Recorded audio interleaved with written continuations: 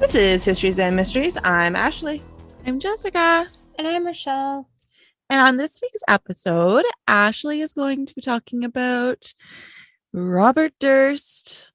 And I am going to be talking about the Battle of Shiloh. Ooh. All right. I'm excited for the Battle of Shiloh. I don't know anything about it, but you said something about glowing wounds, so I'm pretty excited about that. Yeah, it's really interesting. It was not the direction I thought it was gonna go. So like civil war times, yeah. Yes, yeah, it's right during the Civil War. Okay. Yeah. I'm excited. Did you guys have any kind of ever Civil War in Canada? We had the War of 1812. Yeah. But that was like the British went down to Washington, burned the White House. Yeah. So that wasn't even you guys. Losers. No, it was the British. Just kidding. Wow. I'm just kidding. Sorry that we're a peaceful nation, Ashley. Yeah, let's be honest. We're all going to be running there soon. I guess you could say that the Upper Canada versus Lower Canada would have been kind of similar. Yeah. But... Gotcha. Yeah, that's true. True. Well, thankfully, you guys have never had to deal with that. I mean, I haven't had to in my lifetime either, but I'm assuming it sucks. So, anyway, who are we sided with, the Union or the Confederates? I honestly don't know the difference. In America? Yeah. Oh, the Union. Confederates are boo. Okay, cool. Okay, well then the story's good, I think. Pretty sure. Okay. Did my research like a week ago, so I'm not sure. I'm pretty sure the Union. Yeah. Okay. Well, it's like the North and the South. The South was the Confederates and they wanted slavery. So yeah, that's bad. We don't want slavery. Bad. Yeah, so okay, so Robert Durst. Have you guys heard of him? Do you know much about him? I've seen a lot in the headlines lately, but I don't know. I don't know if I know anything about him. Yeah, maybe I do. I'm not good with names. Ironically, his name sounds very familiar to me, but I'm not like very aware of what he's done other than what's been kind of in the headlines lately.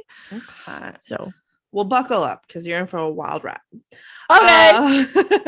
There's been a couple things in the entertainment industry about him. One of the things is called The Jinx on HBO. And True Crime Obsessed, a podcast that I listen to, who, I mean, they're huge. They have a whole obsessed network, like they're ginormous, but they did a whole series on The Jinx, and I think it's one of the best series that they've done. So definitely go check them out if you haven't already. Not that they need any plugging because they're like super famous, but anyway, they do a really good cover of The Jinx. But all right. So on September 30th, 2001 in Galveston, Texas, a young boy and his dad were having a great time fishing together. Such a nice, like, father-son activity. All of a sudden, the boy notices a bag wash up on the shore. And as they got closer, the dad had to push his son back, realizing that the bag contained a torso. Oh, no, it's the worst. Oh, no. The father immediately called the police, who sent dive teams out, and they recovered separate bags with legs and arms, but no head. This reminds me of the Cleveland torso murders. Yes, a little bit, yeah.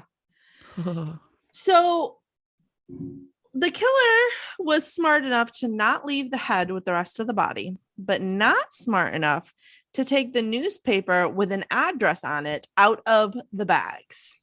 What? Yeah. How dumb do you have to be? I know. So in the bags, I think it was with, I don't know, it doesn't matter, arms or legs.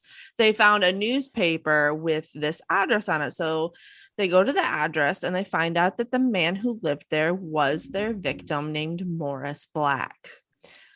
Police also found a blood trail leading from Black's apartment to the apartment across the hall. And the apartment across the hall had belonged to a lady named Dorothy Siner. The landlord described her as particularly unattractive female who was also a deaf mute. So cool. I have a question. Yes. Okay. You guys have mail, like, so like newspaper, right? Like it has your address on it? Sometimes, I mean, it depends on if it's like most newspaper doesn't, but if this was like a specialty newspaper that he like ordered, Ah, maybe something like okay. that. But like most newspaper, just it doesn't have your address. It just they throw it. Okay. So That makes sense. All right. And where was this? Galveston, Texas. Right, Texas. So the neighbor said that they saw him. So I'm unsure where the him comes from, but they said they saw him, the neighbor, loading garbage bags in his vehicles the previous day. So there must have been someone living with Dorothy because the neighbor said him. The police looked at the garbage around back and found a .22 handgun and wondered if maybe this was the murder weapon. And they also found an appointment slip for an eye doctor appointment for one Mr. Robert Durst. So through their investigation, and I don't know how they discovered this. I mean, it must have been from like talking to people and stuff, but through all their investigation, they figured out that Dorothy's signer was actually Robert Durst dressed as a woman. What? So Shut that's up. why I love this story. So that's why she was a particularly unattractive female. That's so funny. Because it was Robert Durst with a wig. Oh, I it's like love Mrs. it. Doubtfire. Oh, I was thinking Norman Bates. The opposites. Because he wasn't like trans. Like it wasn't like he was transitioning or anything like that. He was just trying to like hide. So they went to the dentist or eye doctor, whatever the hell it was, the eye doctor appointment on the slip that they found, and they arrested Robert Durst. In his car, they found a bag of pot, a gun, and a bow saw. In his apartment, they found a pair of bloody boots, a knife, and the police said that the floor was all kind of like, you could see there's like cut marks in it, and there had been blood everywhere. And I said it like that as a nod to Let's Go to Court, because Brandy always says it like that, and that's what they said in the thing, and it made me laugh. So anyway, so Robert Durst is charged with murder and marijuana possession, but like, okay. And his bail was set at $300,000. Robert asked to make a phone call. He then had the money wired and was out the next morning. And at this point, the police didn't know who he was. They kind of just thought he was some regular chump. But little did they know he was the Robert Durst, related to Durst Organization from NYC. What? So Durst Organization is a family-run commercial and residential real estate company in NYC. It is valued at $8.1 billion. This family owns more than 16 million square feet of New York City and some of Philadelphia, and have a 10% stake in the new One World Trade Center. They are listed as number 47 on Forbes' list of richest American families. Wow. In fact, they're so rich that they sued Amazon and won. Holy crap. Yeah. So they didn't know that it was this Robert Durst. So of course he was able to pay the $300,000 bill. That was like, wipes his ass with that every day, right? This Robert Durst also has had a wife missing for 20 years or so. And so the cop in New York City was like, okay, so this dude has been living as a woman, presumably knows how to chop up a body, and we're still missing his wife. So things kind of started cooking. And Texas gave him a court date. But guess who didn't show up? Robert Durst. Of course not. Yeah. So they issued warrants for his arrest, but I mean, he's loaded. He could be anywhere about at this time. Anywhere.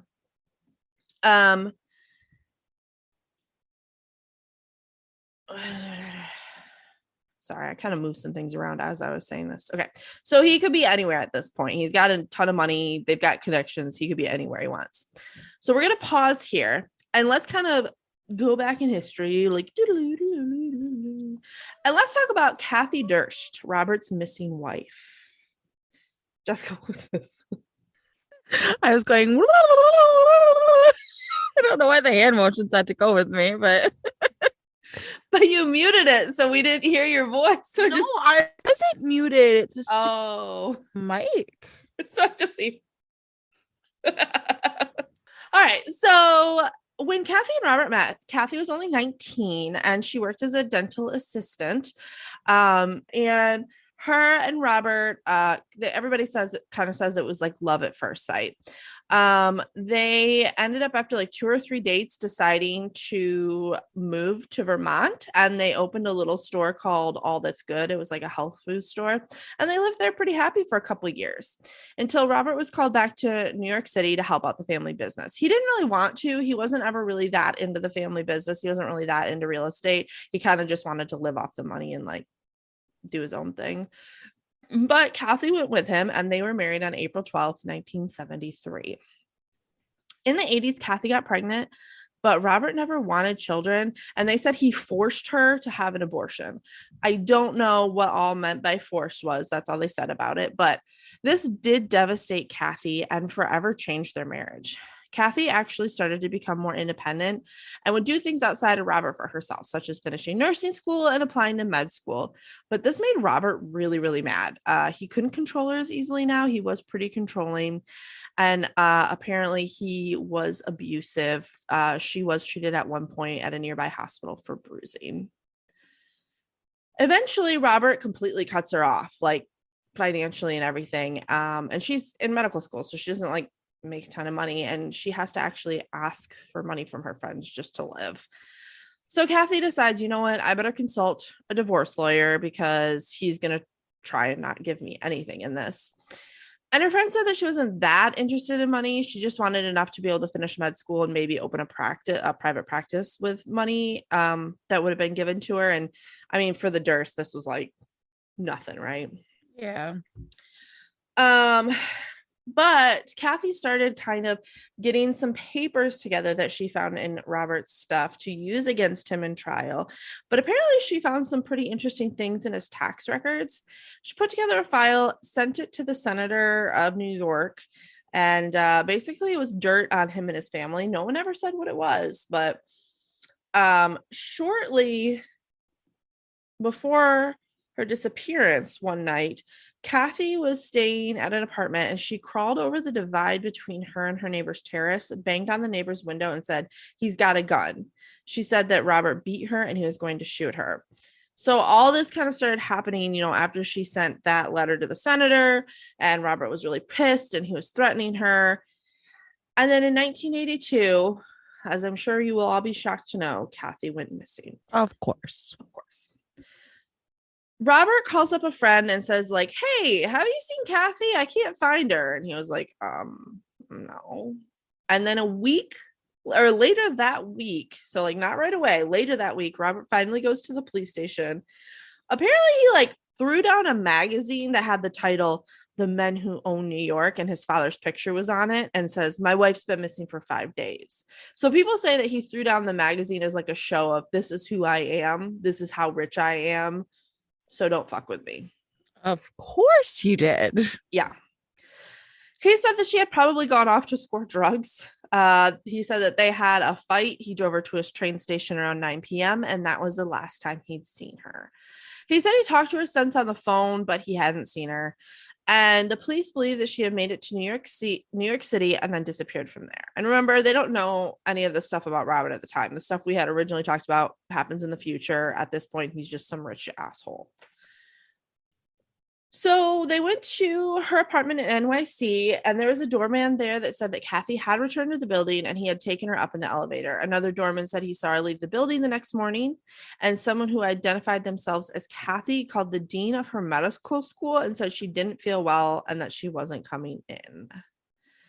But her friends and family were like, "No, we don't think she ever got to New York City, and we think something happened to her in this country home." Because they had a home in the country and an apartment in New York City. But no one would listen to them. They're just like, nah, she probably just disappeared in the city. So they started looking into it themselves. And at one point, they even went at night and took Robert's garbage. And they found out that he was throwing away Kathy's clothes, her books, her papers, her makeup. And I don't think that's something you do if your wife is just missing. No. So police started slowly looking at Robert because things kind of like that were popping up that were just kind of like, huh. And a lot of things he was saying turned out to be lies. So he originally told police that he dropped Kathy off at the train station and went to his neighbor's house for a drink. But the neighbor was like, no, you did not. So he's like, well, maybe I actually went home and took the dog for a walk, and maybe that's what happened. And then he was like, well, I don't think that's what happened either. It was weird. So during all of this, one of his best friends who he had met during college was kind of acting as his shield from the press.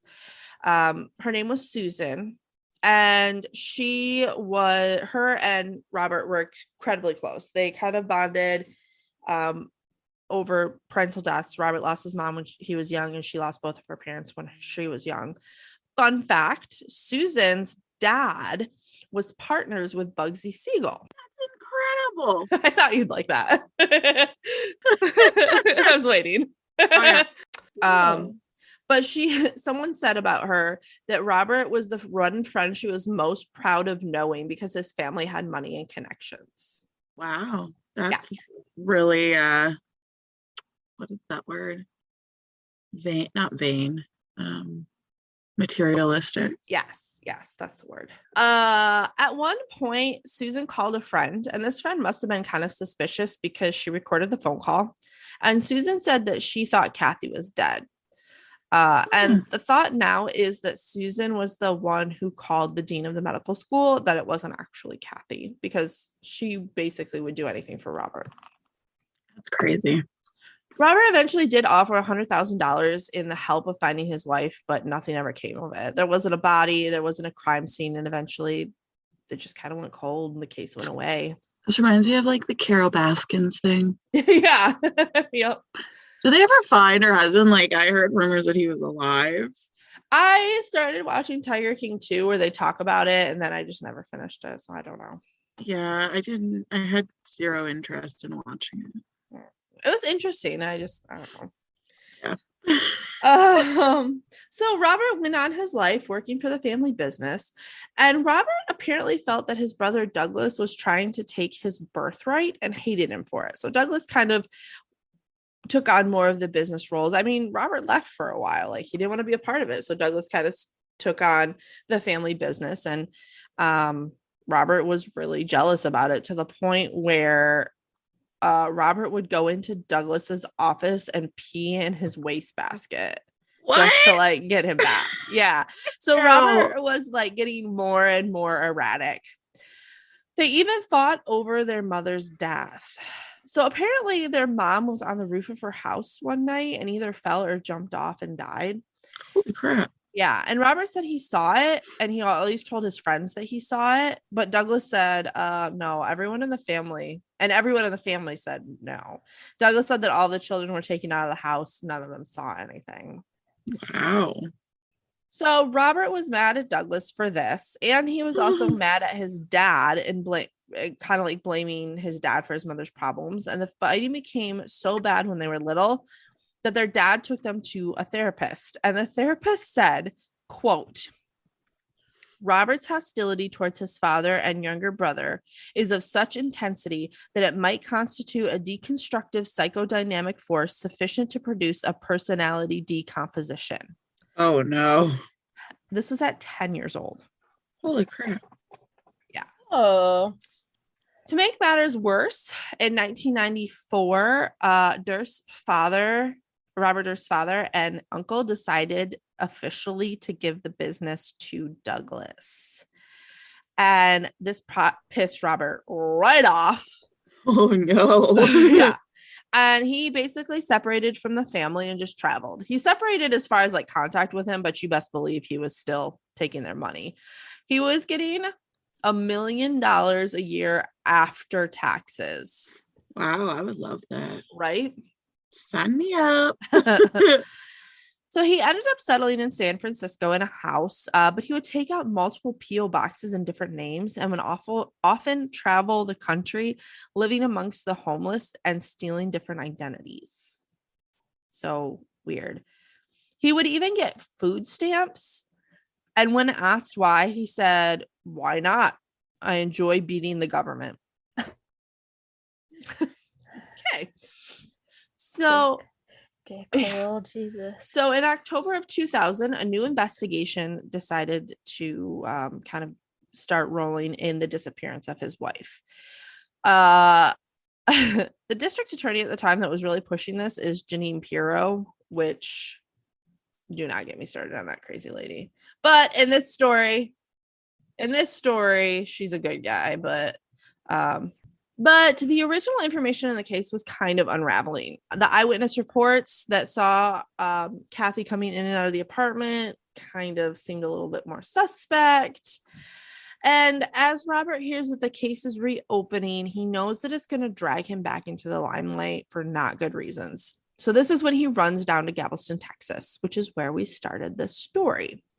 So remember, Robert was pretending to be Dorothy Siner, who was actually an old classmate of his. So he got that name from an old classmate of his that he hadn't talked to in years. Isn't that weird? Yeah. But everyone basically knew that he was a man in women's clothing in the area. They said he was awful at it. They said he would like light up a cigarette and his whole wig would catch on fire because the wigs at the time were really flammable, and like everybody knew it. But for the most part, because he was so bad at that, he would just be himself and say that he was a cousin of Dorothy's living there. So he would like walk around like a man and just say he was Dorothy's cousin. While there, he was sort of being blackmailed by Susan, his old friend. She apparently tried to be a screenwriter, but was not very successful and ended up going bankrupt. So she called Robert and said, "Hey, I needed money. And, the police have called me about this Kathy case, and maybe I should talk to them." But at this point, the police had not called her. She was just lying to try and get money out of him. And he ended up sending her two $25,000 checks in 2000.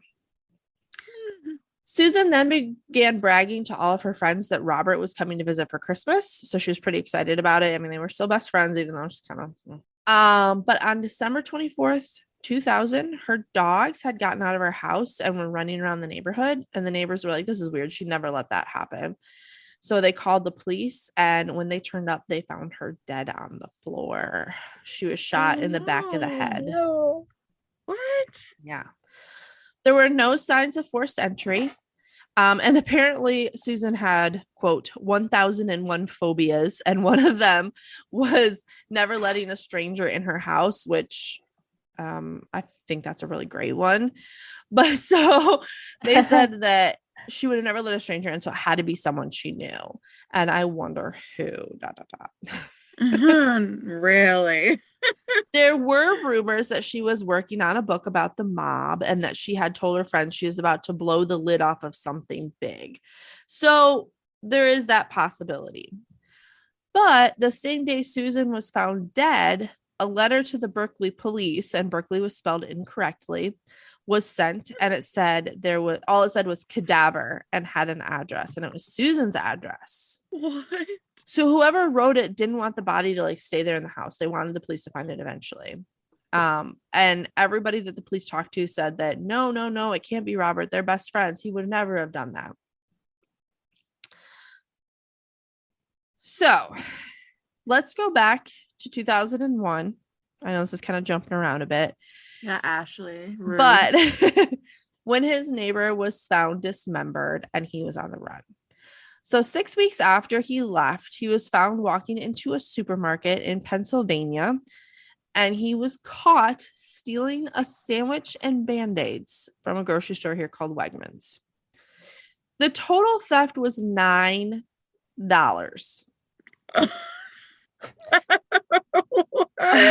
And when police patted him down, they found $500 in cash in his pocket. Oh my goodness. When asked why he did it, he said, "Well, I'm just an asshole." That's kind of how he talks too. He talks really weird. He's got a real weird lit to his voice, but He gave the police his real name, but a fake social security number. And when they were like, oh, that's not real, he then gave the police his real social security number. And they asked him, hey, have you ever been to Texas? And right then Robert like shut down. Oh my gosh. I hate when like criminals do that. Like, how stupid do you have to be? I know. Because then you're also getting like an obstruct charge on you for giving false information. Yeah. Like, it doesn't make any sense. Like, why would you add to the crap that you're gonna already get? Right. It's that $9. Like, they're gonna find you anyways. Well, when they searched his car, they found pot again and $37,500 in cash and 2 guns. He had rented the car under the name Morris Black, which was the neighbor that he had murdered or allegedly murdered. What? Like, he had also shaved his head and his eyebrows. But he was quickly sent back to Galveston to stand trial for the murder of Morris Black. And it's a wild ride. Okay. So during the trial, they found out that after Durst murdered Morris Black, he went to Walmart to get a money order to pay for Morris's rent so that the landlord wouldn't come looking around for it. They also found out that Durst had a secret wife. What? Her name was Deborah. I'm going to butcher her last name, but Cheriton, and they had been friends for years. They got married as a matter of convenience. He gave her the power of attorney over his finances, and then she was the one who wired his bail to him when he ran away. So the defense said that, you know what? Yes, Robert did kill Morris Black, but it was in self-defense. They said that Morris was shot during a struggle for the gun. And they decided to put Robert on the stand, which is very dangerous to do in court. Oh. And the lawyer said his saying was always kiss the ugly baby. So what he meant by that is talk about the thing that's the ugly thing in the room, the elephant in the room, but explain it. So that's why they're like, you know what? They've got this evidence, we can't really go against that. So yeah, he did do it, but it was self-defense.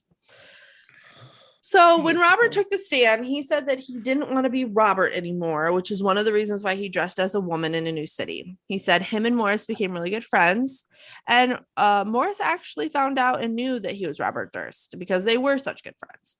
And Robert even gave Morris keys to his apartment because Robert had a TV and Morris didn't. He said, come on in and watch TV whenever you want.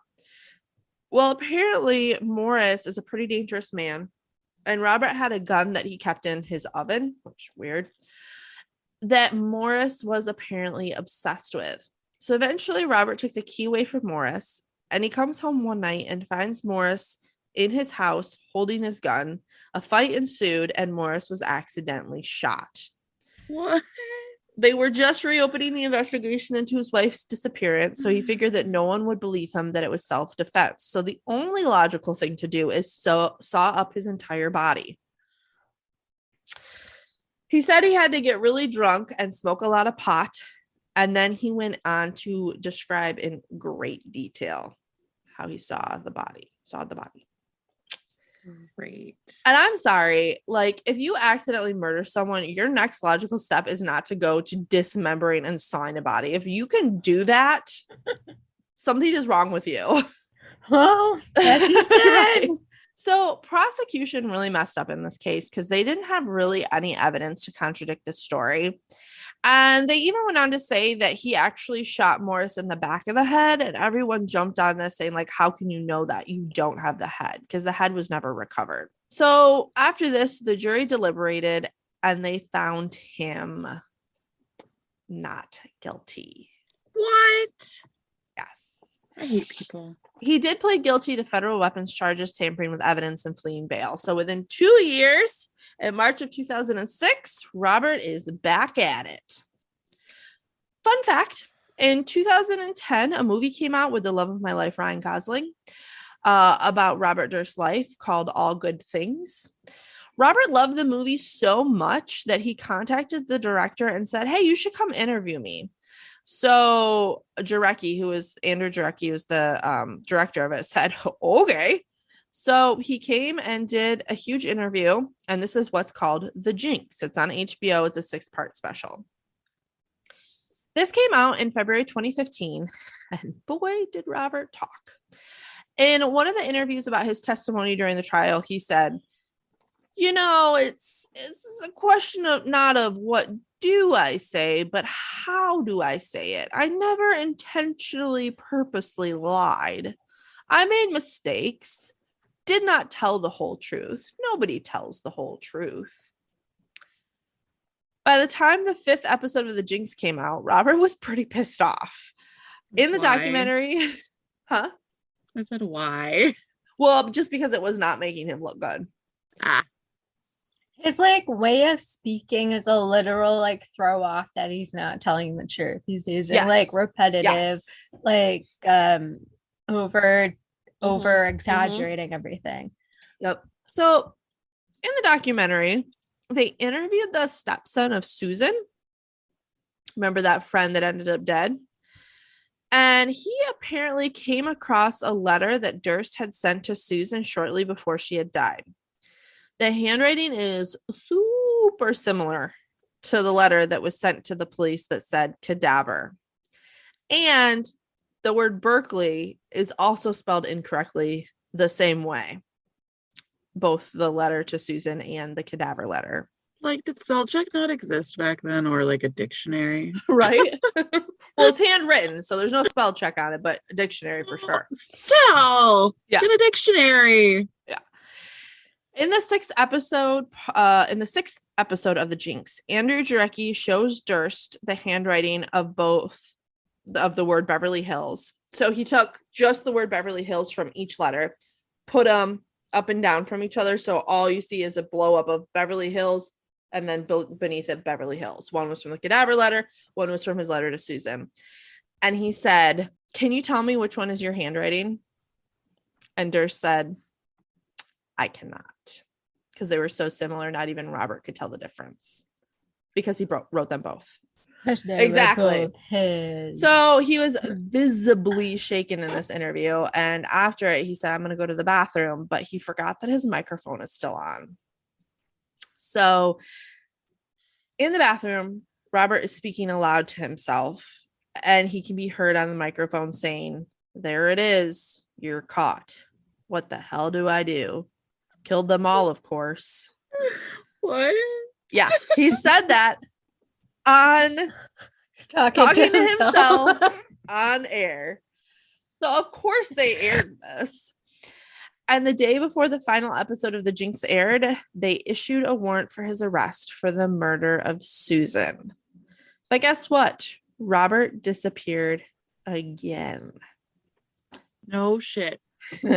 He was seen leaving his house with 5 bags and driving east before he turned off his cell phone so that they couldn't track him. Come to find out, he went to New Orleans, where he, a couple days later, decided to turn on his phone for whatever reason, and they got him, and they arrested him again. They found 5 ounces of pot, which is a lot, $117,000 in cash, a mask, and maps of Florida and Cuba. He was ready to go. A mask? Yeah, I don't know what that was about. Okay. So the prosecutor flies down to interview Robert. Robert didn't have a lawyer present, didn't request one, was just shooting the shit with the prosecutor, I guess. And during this interview, Robert kind of danced around like a plea agreement, without saying that he knew more than he was saying, and that, he kind of wanted to pick where he would spend his time in jail, but nothing ever really came of it. So off to trial they go. Prosecution called several witnesses, one being a lady named Linda Obst, who said that Susan told her that she had helped cover up Kathy's disappearance, and even admitted that she was the one who called Kathy's school. Another was a man named Nick Chauvin, and they said he went back and forth debating on if he wanted to talk to prosecutors, because both Susan and Robert were his best friends, and he didn't want to ruin loyalty. But one of your best friends murdered your other best friend, I think you can probably break that tie. Seriously, I don't understand people that are like, oh, I have to like, keep their trust. No, bitch, you don't. They killed a fucking person. Exactly. Probably 3 at this point. Another was Nick Chauvin. I said that. He said that in New York in 2014, Robert called him and said, hey, I want to talk to you about Susan. So they go out to dinner, and afterwards Nick says, okay, like, what about Susan? And all he said was, I had no choice. It was her or me. Bitch, please. Defense said that their theory is that Robert showed up to her house and found her body, panicked, and wrote the letter so that she would be found, and ran. Because defense said that, like, he had these other things and nobody would believe him. So he just got scared and left. And, there wasn't really any forensics evidence. And honestly, there really wasn't a lot. And they also said that the Jinx is heavily edited, but the filmmaker said, no, it's not. So the prosecution had quite the case that they had to present because of this defense, but they did it because the jury deliberated and found him guilty of first-degree murder and sentenced him to life in prison, which wasn't long because he died on January 10th, 2022 after contracting COVID, which exacerbated like a ton of other medical issues, and he ultimately died of a heart attack. Oh my goodness. So he potentially murdered 3 people and was only convicted of 1. His poor ex-wife has still never been found. That's heinous. I know. Ew, I hate it. And I'm like so mad that he died. I know. Without like I hate when they die before they actually like get their justice, Yeah, I think he was only in jail for like less than a year before he died. But like even in the court, like he was looking real rough. Anyway, that's my story. It was good. Ooh. Thanks. All right. So do you guys want to hear about these glowing wounds? I do. Sure do. Okay, good, because I am ready to tell you. Woohoo! So like I said earlier, it's all about the Battle of Shiloh, and it took place in 1862 in southwestern Tennessee during the American Civil War. Tennessee. Yes. So the Civil War took place from 1861 to 1865. So it was like second year. So both sides sustained significant losses. In fact, up until that time, the Battle of Shiloh had been the bloodiest battle of the American Civil War. One of the weird things that happened at the Shiloh battle site was that some of the wounded soldiers' wounds started to glow in the dark. Despite the fact that the story has been told many times over the years, the mystery of the glowing wounds was not solved until 140 years after the Battle of Shiloh.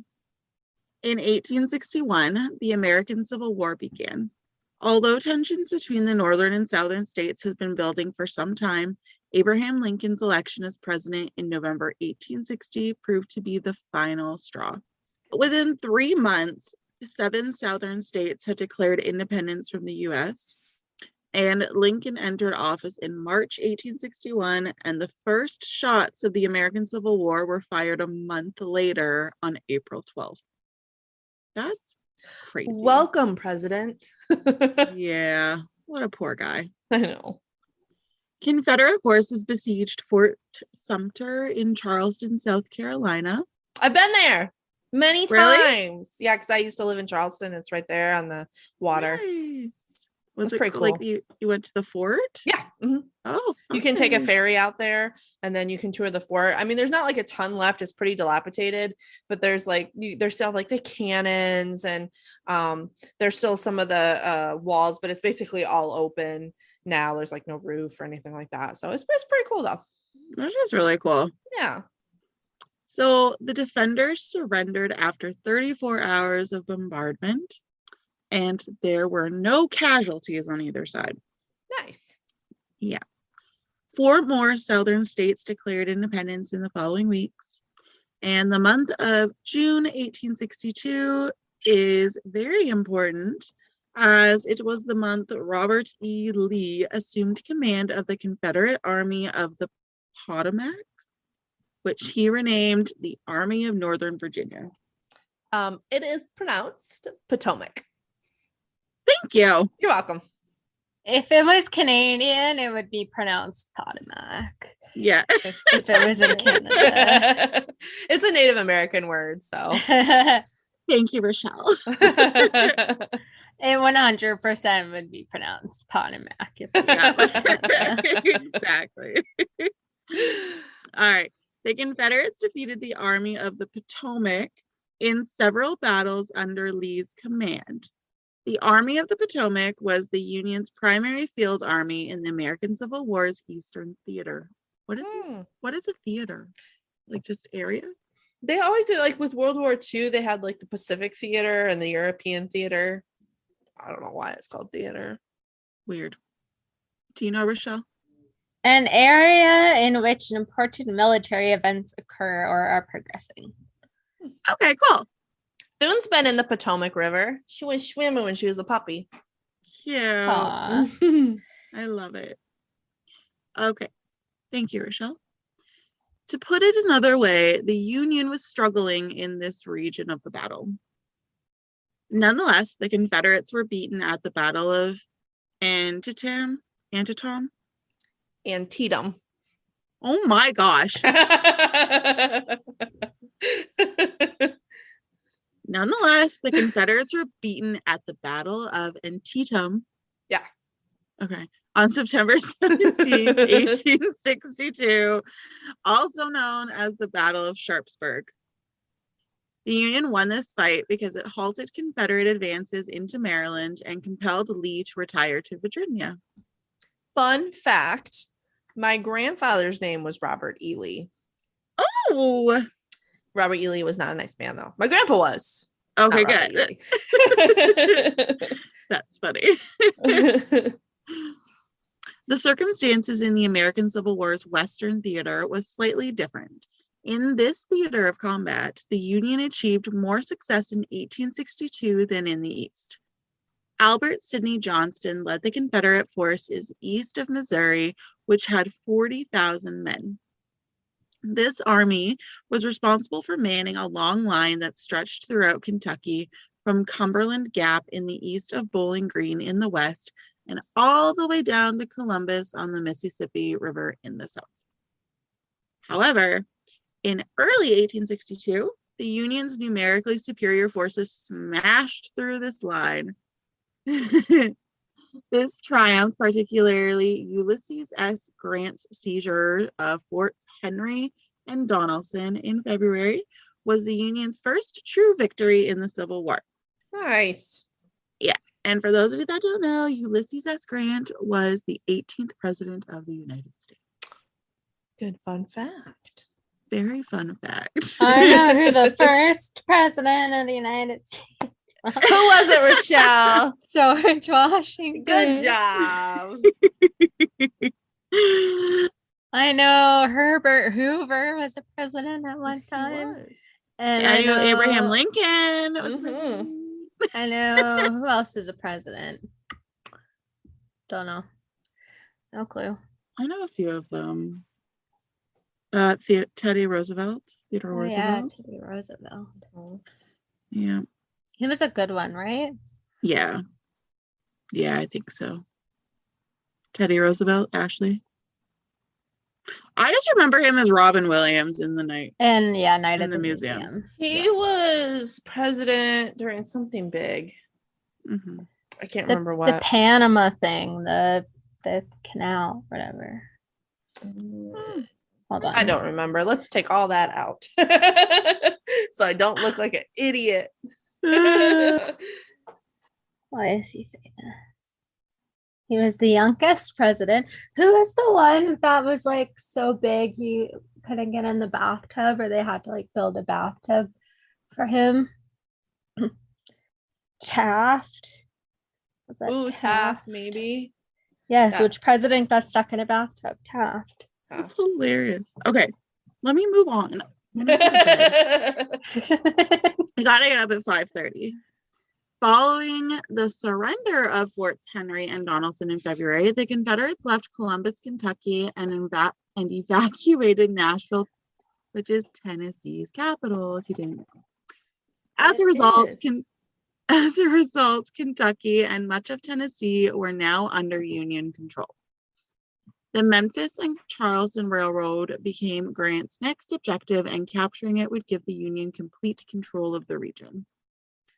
Meanwhile, at Corinth, Mississippi, Johnston was assembling the Confederate forces that had become dispersed. Grant had 42,000 men under his command and was awaiting reinforcements from Don Carlos Buell, who commanded a force of 20,000 troops. So then the Union would have 60,000 troops, which is awesome. Before the reinforcements under Buell arrived, Johnston decided to take the initiative and attack Grant's army. Grant was taken aback by this, as he had not anticipated a Confederate onslaught. Furthermore, Grant had not ordered his men to reinforce the camps because he was on the offensive. This battle then became known as the Battle of Shiloh. The Battle of Shiloh, also known as the Battle of Pittsburgh Landing, took place on April 6th and 7th in 1862. On April 3rd, Johnston moved his forces on Grant, but rain and muddy roads slowed them down. The same rain and muddy roads incidentally delayed Buell's reinforcements' arrival. Talk about irony. Talk about irony. On April 6th, in the early hours of the morning, a Union patrol spotted the Confederates preparing to strike and separated from the Union camps just over a mile. The Union force was entirely taken off guard by Johnston's onslaught, and it was pushed back towards Shiloh Church.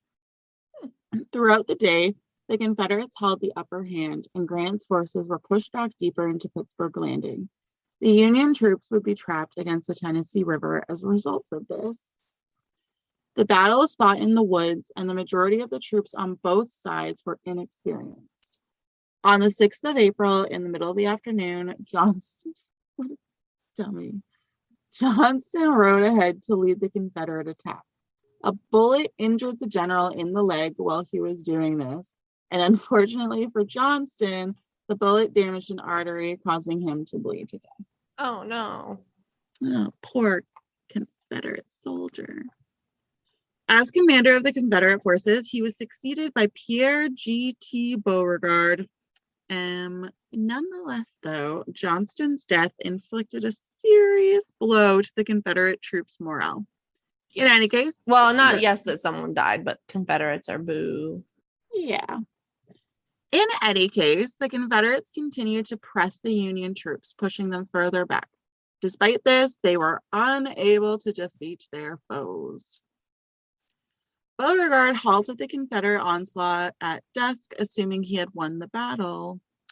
The combat was renewed the next day.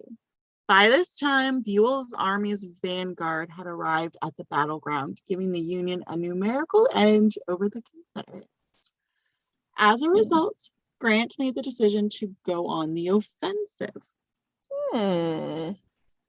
Beauregard, though, first chose to counterattack, but he was forced to retreat in the end. The Confederates counterattacked after regrouping. They were able to stop Grant's advance this time.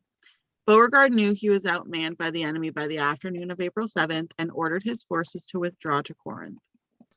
The Union had retaken the territory they had lost the day before by the end of the second day of conflict. The Battle of Shiloh had been the bloodiest battle of the Civil War up to that date, and during the conflict, both sides lost a large number of troops. The Battle of Shiloh is thought to have claimed the lives of 3,482 men. Of them, 1,754 fought for the Union, while the remaining 1,728 fought for the Confederates. A total of 8,408 Union soldiers were injured, with 2,885 going missing or being captured. On the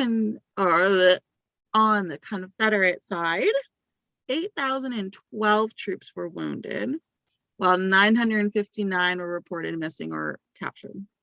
So obviously the Confederates did significantly better. The The Union suffered a total loss of 13,047 casualties Wow. compared to the 10,699 for the Confederates. Isn't that insane? Just That 2 is days. insane. Yeah. Wow. 2 days. That's just mind-blowing. Yeah. It should also be noted that Johnston was the highest ranking general on either side of the Civil War to have been killed in battle. Fun fact. And he Fun was the fact. dumbest because he just went barreling into battle. After winning the Battle of Shiloh, Grant dispatched William T. Sherman and Thomas J. Wood to ascertain the Confederates' location. They encountered the cavalry of Nathan Bedford Forrest. These names, I swear to God. Who was a Confederate colonel at Fallen Timbers, which was many miles south of the battlefield. This guy's dumb too. The colonel pushed ahead of his own men at Union troops, resulting in him being shot at point blank range. Yep. And do you guys, this just reminded me of something. Do you guys watch, like, you guys obviously, like, have you seen that girl on TikTok that has like the emu or the ostrich and Oh, plays yeah. Karen, and she, Yeah. the like emu just like charges at her and she just like throws her hands up and stops it. Like, Mhm. that just kind of reminded me of this. Like, this guy's just like barreling at them, and all of a sudden they're like, nope, and I will poo and shoot him in the face. But anyways, that like made it a little funnier for me. So I'm like, anyways, he managed to survive despite being shot at point blank range. And his bravery forced the Union forces to retreat to Pittsburgh Landing. So cool. The Confederates were given enough time to retreat to Corinth as a result of this. But in any case, both the Union and Confederate armies were halted for the next 3 weeks due to the significant losses on both sides. After the Battle of Shiloh, the injured had to be cared for, and something strange was happening to the soldiers. After the conflict, as night fell, several wounded troops began to glow in the dark. That's so fucking cool. Isn't it crazy? And it gets even cooler once we find out what it actually was. So, do you guys have any thoughts as to what it could be? I know I have an idea of what I think it's gonna be. Okay, It's gonna tell be me. those like UV bugs or whatever, like phosphorescent bugs that get Ooh, in the wounds, I think. I like that Interesting. idea. Ashley, anything? That's a really good guess, Rochelle. No, I don't know. Okay, well, I'll tell you in a little bit. Like, have you seen that video? It's like a cave in Mexico or whatever. When you go in, like the water is all like fluorescent because Oh, of the yeah, like yeah, organisms yeah. and stuff that live in there. Oh, that's I cool. I think- was just thinking of Moana. I I think it was the same stuff because he's like, oh, she put the like luminescent phosphorus on this rock. Yeah. That's so funny. So I'm assuming they were like lying in swampy water and there was like those organisms that got into their, I don't know. I like that thought. It was called Angel's Glow, and it gave off a greenish blue tint on the wounds, which is kind of cool. Huh. This is because people with glowing wounds were shown to have a higher survival rate than those with non-glowing wounds. Interesting. In addition, they had reduced infection rates and they recovered faster. Magic glow. Yeah, angels. As a result, it was assumed that the glow was a divinely inspired, loving energy. I bet it Of wasn't. course. I bet that's not what it was at all. The doctors were unable to explain the event at this time, so it was just left alone. Why not just let them think the best? In actuality, it appears that no more research into the nature of this mysterious event was done in the decades that followed, which is just weird to me. Yeah. Despite this, the story has been told innumerable times and has become part of battlefield folklore by the 21st century. Now, this is where it gets interesting. I mean, the whole thing was interesting to me, but Of course. Bill Martin, who was a high school student, he went on a tour of the combat site in 2001, and he was one of the persons who heard about this story of Angel's Glow. He was intrigued by it, and so he wanted to learn more. As a result, he chose to study the cause of the Angel's Glow as part of a high school scientific project. Oh, wow. Yeah.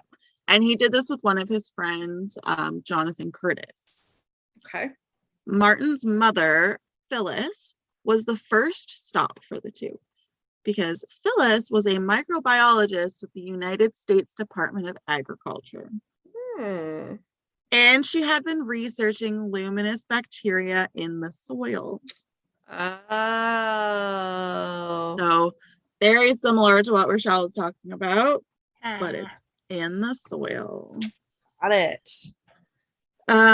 Martin speculated that Angel's Glow could have been generated by a luminescent bacteria and asked his mother whether this was possible. She suggested that the two could conduct some experiments in order to test out his hypothesis. So that's what they did. They began by identifying bacteria that was known to glow in the dark, and then they examined the historical records. The reason for examining the historical records was to narrow down the bacteria that would have been present at the Battle of Shiloh. One potential candidate that they found was, I'm going to probably mispronounce this because it's a stupid science word that I think it's just unnecessary. So photorhabdus, luminescence, or P. luminescens, which is a bacterium that lives inside roundworms. Ew.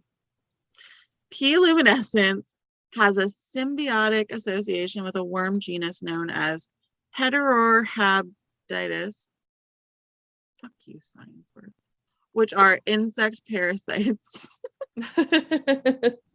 When a nematode infects an insect, it regurgitates germs from its gut into the bloodstream of its host. Nasty. The bacteria then releases poisons that kill the insect and other germs, as well as enzymes that digest the insects and other microbes they kill. Both the bacteria and the nematode benefit from this. Under these conditions, the bacteria create a glow that attracts more insects, which then become the nematodes and bacteria's next meal. Martin and Curtis also researched the battlefield conditions at the time of the Battle of Shiloh. They discovered that the fields were chilly, muddy, and moist, which are ideal conditions for P. luminescens to thrive. Yeah. Ooh. However, laboratory tests revealed that the bacteria could not thrive at human body temperature. This caused a problem for his theory because it suggested that the bacteria could not survive on the troops' wounds. But they quickly learned that the nighttime temperatures at the battle site in early April were low enough that injured soldiers lying in the rain for 2 days may succumb to hypothermia. Oh. If that was the case, P. luminescens would have been able to survive on their wounds. After considering all of the evidence, Martin and Curtis came to the conclusion that P. luminescens was responsible for the Angel's Glow seen at the Battle of Shiloh. Bacteria could have entered the troops' wounds through the soil they were resting in. The bacteria's toxins may have killed off other germs in the wounds, preventing infections. P. luminescens and Heterorhabditis Exactly. Fortunately, are not extremely dangerous to people. They can also be eliminated by the human immune system. The conclusion reached by Martin and Curtis that angel glows created by P. luminescens is now the most feasible explanation for the phenomena. The two boys also had the chance to present their findings at the Intel International Science Engineering Fair in San Jose, California in 2001. And in the team competition, they took first place.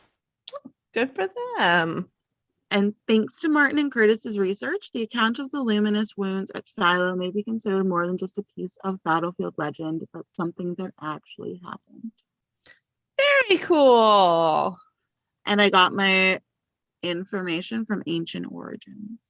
Oh, I forgot. My information was from Times Magazine, LA Times, and the documentary Very Scary People with Donnie Wahlberg.